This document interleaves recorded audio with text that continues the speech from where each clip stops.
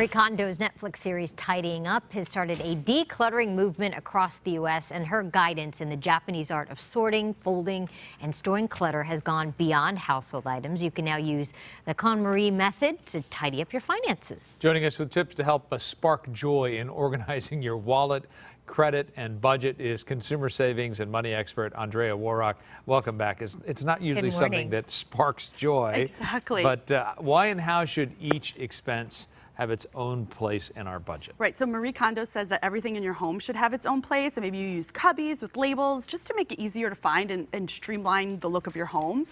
Also, you need to think about that for your budget. Each expense and every purchase should have a specific place in your budget, because if it doesn't, that's where you're going to overspend, start living beyond your means.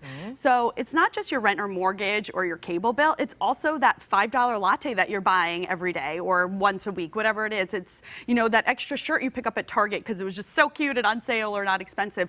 Those small expenses add up. So, you know, establishing a budget is really easy to do. You could use a spreadsheet, use Excel chart, or even use an app. There's an app called You Need a Budget. It helps you detail each expense against your income to help you spot those areas that you need to cut back. And just keep in mind, if you don't see, you know, your money, your situation on paper or on an app, you're not going to know what to change. So take the time to do that. Okay, there's another tip, which would be all the papers, all the receipts and bills. That becomes a mess that clutters our mind and our area. What do we do to work on you know, that? and I'm a little bit guilty of this too, because I like to just hold on to everything and look through it.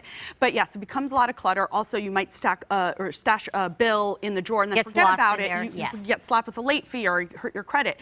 So you want to purge the paper clutter. Set up online billing. You can go paperless. Some providers will even offer you a discount. I got $5 off my cable bill by going paperless, so ask about that option. Create different folders in your email to organize those bills. If you need to look back, it's just easier to find.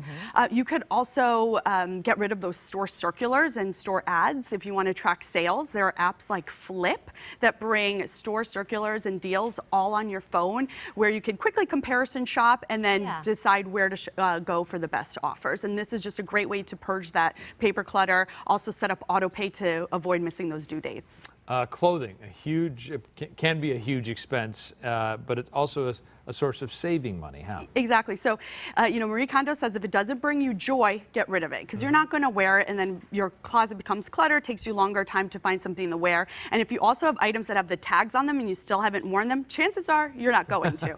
What I recommend doing is selling these items. Don't just take them out and, you know, put them to the side or donate them. I mean, there are some things to donate, but if it's a designer item, designer shoes or purse, you can sell them online. Sites like Facebook Marketplace are really great because it makes it easy to take a picture with your phone, post it online, and even chat with potential buyers over Messenger.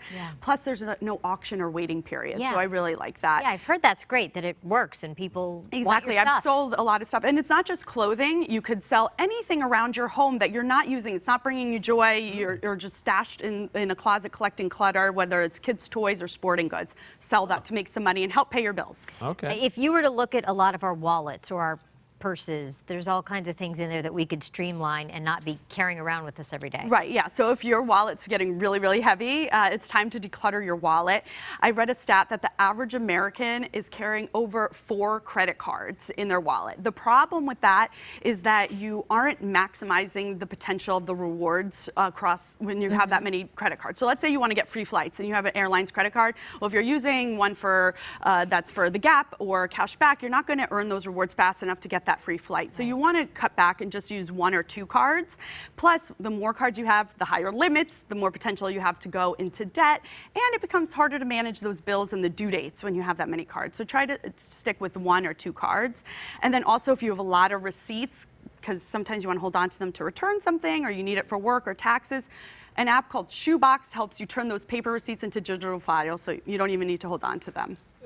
Finally, the biggest drawback in decluttering can be starting a project that we can't finish. Right, yeah, so decluttering, and even Marie Kondo says that, you know, it could take time, could take several weeks to declutter your home, so don't try to overwhelm yourself by doing everything at once. And the same goes with your finances, whether you're trying to pay down debt, whether you're trying to cut back on takeout or dining out, one step at a time. It's a lot easier to adopt a one small change than it is to make a complete life overhaul. So let's say you go out to eat 4 or 5 nights a week and you really want to cut back on that. Maybe just choose 1 or 2 nights, the same nights every week that you cook at home, and do that repeatedly until it becomes a habit and you get used to it, and then cut back 1 more night. You know, those small steps are a lot easier to stick to, and then you'll feel more motivated to keep working hard. Good stuff. Consumer and money savings expert Andrea Woroch. You can check out her website, follow her on Facebook and Twitter for daily tips and shopping strategies. Good to see you. Thank you for having me.